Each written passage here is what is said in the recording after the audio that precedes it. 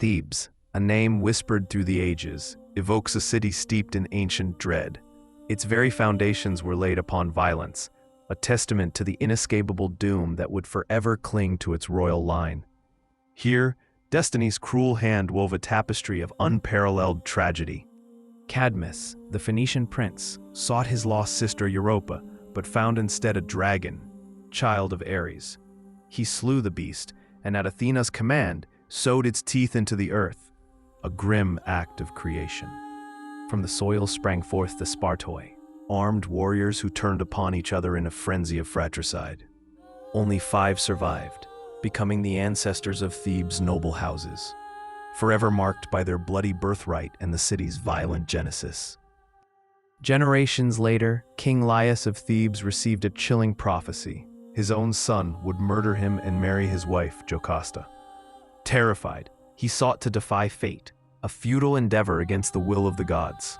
When a son was born, Laius ordered the infant's ankles pierced and left him to die on Mount Cithaeron. This desperate act, intended to avert the prophecy, merely set the stage for its inevitable, horrifying fulfillment. The abandoned child, rescued and named Oedipus, grew up in Corinth, unaware of his true parentage. Yet the shadow of destiny followed him, a dark whisper of a fate he could not comprehend. As a young man, Oedipus learned of a prophecy that he would kill his father and marry his mother. Believing his Corinthian parents to be his true kin, he fled, hoping to escape the dreadful decree. His flight led him directly into the path of his doom. On a desolate road, he encountered an arrogant old man and his entourage. A dispute over right-of-way escalated into violence, and Oedipus, in a fit of rage, slew the man and his guards. Unbeknownst to him, he had just murdered King Laius, his true father. Continuing his journey, Oedipus arrived at Thebes, a city gripped by terror. The monstrous Sphinx, with its woman's head, lion's body, and eagle's wings, devoured all who failed to answer its enigmatic riddle. The city offered its throne and the hand of its widowed queen, Jocasta, to anyone who could defeat the beast. Oedipus, with his sharp intellect, confronted the Sphinx and solved its riddle, freeing Thebes from its torment. The riddle: what walks on 4 legs in the morning, 2 legs at noon, and 3 legs in the evening? The answer: man, which crawls as a baby, walks as an adult, then uses a cane in old age. Hailed as a savior, Oedipus ascended to the throne of Thebes and married the widowed queen Jocasta. For years, they ruled justly, producing 4 children: Eudicles, Polynices, Antigone, and Ismene. The city prospered under their reign. Yet a terrible plague descended upon Thebes, a divine punishment for an unpunished crime. The Oracle of Delphi declared that the plague would only lift when Laius's murderer was found and expelled from the city. Oedipus, determined to save his people, launched a relentless investigation. He questioned prophets and witnesses, slowly piecing together the horrifying truth, each revelation a dagger to his soul. The blind prophet Tiresias, under duress, revealed the unspeakable. Oedipus himself was the murderer, the incestuous husband, the cursed son. The king's world shattered around him. Jocasta, realizing the full horror of their situation, hanged herself in despair. Oedipus, upon discovering her body, blinded himself with her brooches, unable to bear the sight of a world that had witnessed his monstrous fate. Blinded and disgraced, Oedipus was cast out of Thebes, a pariah wandering the land. His loyal daughter Antigone became his guide, sharing his suffering and his exile. Their journey was long and arduous, a testament to enduring familial devotion. After years of wandering, they arrived at Colonus, a sacred grove near Athens, hallowed ground to the Eumenides. Here, Oedipus sought refuge in a final resting place, a peaceful end to his tormented life. Creon, now ruler of Thebes, and Polynices, one of Oedipus's sons, both sought to bring the old king back.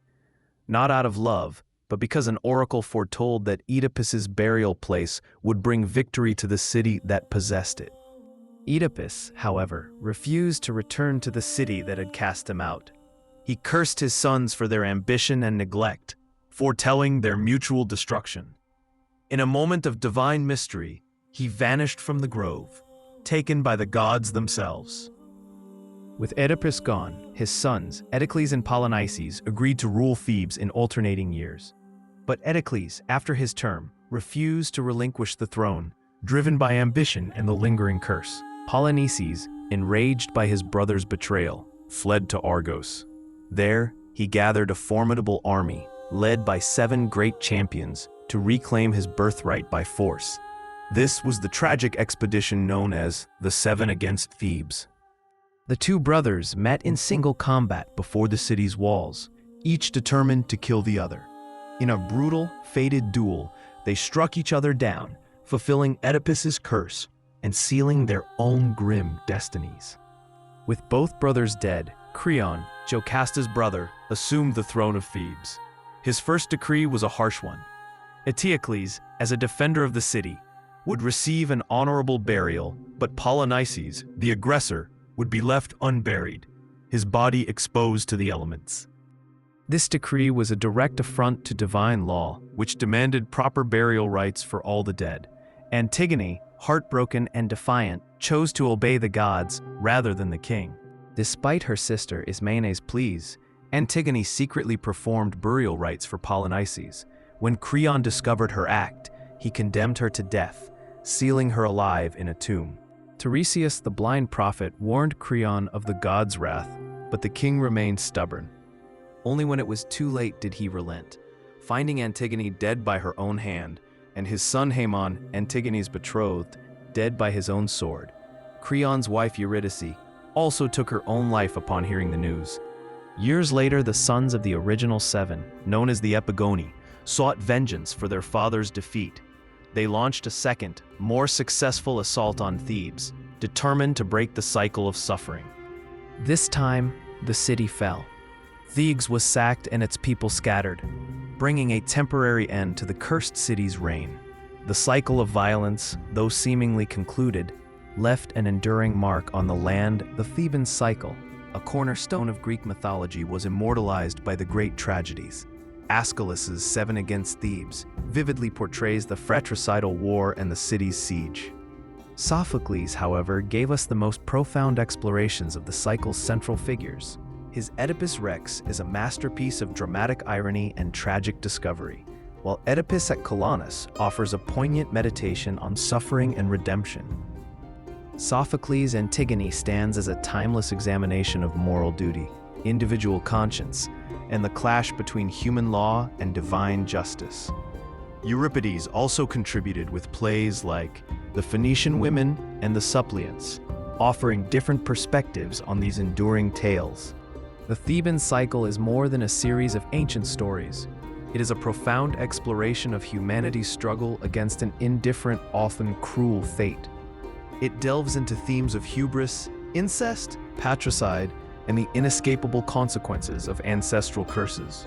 These narratives question the very nature of free will, asking whether individuals can ever truly escape the destiny woven for them by the gods. They reveal the devastating power of prophecy and the tragic irony of attempts to defy it. The tales of Thebes continue to resonate, echoing through literature, philosophy, and art. They remind us of the fragility of human endeavor, the weight of inherited burdens, and the enduring power of stories that confront the darkest aspects of the human condition. The shadow of Thebes, a city born of blood and steeped in sorrow, remains a potent symbol of tragic destiny,